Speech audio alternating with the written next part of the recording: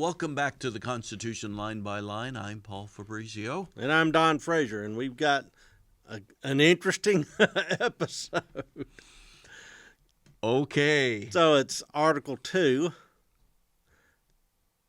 Section 1, Clause 2B. Okay, and this is the Electoral College, the original Electoral College. As written in the original document. That's right. So this is 2B or not 2B, as it turns out by the end of this. Very good. Did you think about that overnight? I did. I thought, how can I planned be that pithy? joke. Okay. Pithy. All right, are we ready? Yeah. The electors shall meet in their respective states and vote by ballot for two persons, of whom one at least shall not be an inhabitant of the same state with themselves, and they shall make a list of all the persons voted for, and the number of votes for each, which list they shall sign and certify, and transmit sealed to the President of the Senate. The President of the Senate shall, in the presence of the Senate and the House of Representatives, open all the certificates, and the vote shall then be counted. The person having the greatest number of votes shall then be president. If the number be a majority of the whole number of electors appointed, and if there be more than one who have such majority and have an equal number of votes, shall then be president. If such number be a majority of the whole number of the electors appointed, and if there be more than one who have such majority and have an equal number of votes, then the House of Representatives shall immediately choose by ballot one of them for president. And if no person have a majority, then from 5 highest on the list shall the said House shall in like manner choose the president. But in choosing the president, the vote shall be taken by states, the representation from each state having one vote. A quorum for this purpose shall consist of a member or members from 2/3 of the states, and a majority of the states shall be necessary to a choice. In every case, after the choice of the president, the person having the greatest number of votes of the electors shall be the vice president. But if there should remain 2 or more who have equal votes, the Senate shall choose from them by ballot the vice president. Okay, there's a lot there. And go ahead. Well, so we've set up essentially a House of Representatives runoff system. Yes. But the House of Representatives, it's not one person, one vote. It's one delegation, one vote. Once again, back to that sort of state influence. So that's one thing that's in the original Electoral College. And then if there's a tie for vice president, and the vice president is whoever came in second in total number of votes, so you run for president, but you could get elected vice president. And elected vice president in case of a tie by the Senate, because you will be the president of the Senate. Interesting. This is just rife with state sovereignty. It certainly is. It really, really is. And it lasted through 2 elections of George Washington, 1 election of John Adams, and then everything came off the rails because of Aaron Burr, the shooter of Alexander Hamilton. 1800, the election of 1800 really showed the weakness of this system, because in 1800 there was already a well-developed political party system. Correct. And this was not anticipated by the framers of the Constitution for some reason. They didn't think political parties would be a thing here.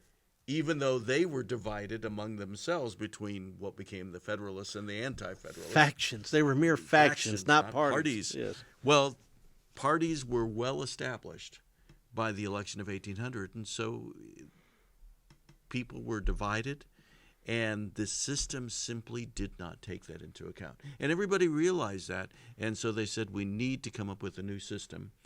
Keep the Electoral College, and they came up with a new system, which is present in the 12th Amendment. So Aaron Burr threw the wrench into the gear. Right. Because he had told everybody he would shift his support to Jefferson, and then didn't. And so he double-crossed Jefferson because he was a sneaky fella. Sneaky fella. And so he thought for a bright, shining moment that he could actually get past Jefferson and actually be declared president.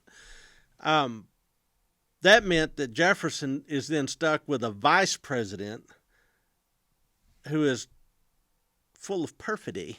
That's a nice way to put it. He is treacherous. Right. Personally treacherous. And so Jefferson just says, fine, you can be vice president, but the only job you're going to have is to go to funerals. Mm-hmm. And so that's when the vice president becomes eclipsed because of the weaknesses of this system. Did I get that right? I agree with you totally. Okay. There was always a question, what do you do with the vice president? Yeah.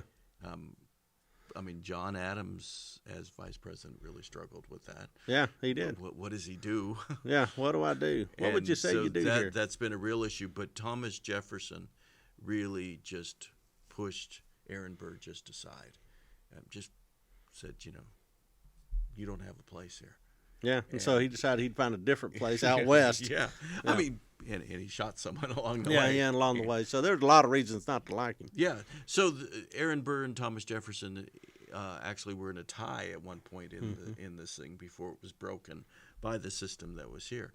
But the system simply naively was created in the belief that there wouldn't be political parties. Or that there wouldn't be infighting, that everybody would have the nation's best interest at heart. And we need to point out that this election, the 1800 election, is probably the most bitter election in American history. It's called the Revolution of 1800 for a reason, because you've completely overthrown the old faction with a new faction. And elements of this new faction are pretty doggone radical and not particularly savory. Yeah. And so the outgoing Federalist tried to sabotage the incoming Democratic Republicans. They did things like midnight appointments, which are a different creature that we'll come up against later in this series. They also tried to embed their candidates for high command within the Army. There's lots of things they tried to do to sabotage the incoming regime. Right. Today, all they do is just peel the W's off the keyboard, right? Old joke. Never been proven. But, yeah, this was a tough election. Right. And everybody was kind of on the edge of their seats to see if the two factions would resort to violence. Right. People genuinely believe that this will now bring about the inevitable civil war in the United States. Right. And the fact that you had a peaceful transfer of power, despite this kind of hinky... Yeah, well, despite the fact that you had an incredibly bitter campaign where they were calling each other murderers. Oh, yeah. And rapists. And traitors. Yeah. Yes. It was, colluders with foreign powers. Yeah, John Adams and Thomas Jefferson were the two principal candidates. Yeah. And they had worked together in the George Washington administration. Yeah. And then they were part of that patriot generation. Yeah. And these guys put their lives on the line for the country. Yeah, and they had a vicious falling out, followed by a horrible campaign. We went through the 2016 campaign, and so many people were in despair of the tone of that. That was gentle. Yeah, that was absolutely gentle. Well, it's because people don't take enough history that they think the days that they're living in must be the absolute worst that have ever been. Go to 1800, folks. Yeah, and then go to 1860. Try that one on for size. Oh, boy. So there you go. So tell what happens to this. This whole thing is struck? This whole thing is struck. Everything I read today is struck, and it's replaced by the 12th Amendment. So everything we just talked about, just forget it. Yeah, exactly. We don't even put it on the test. Okay. So we're done. All right, so that's our line, which is actually a phantom line because it gets replaced by the 12th Amendment. But we'll come up with a real line next time.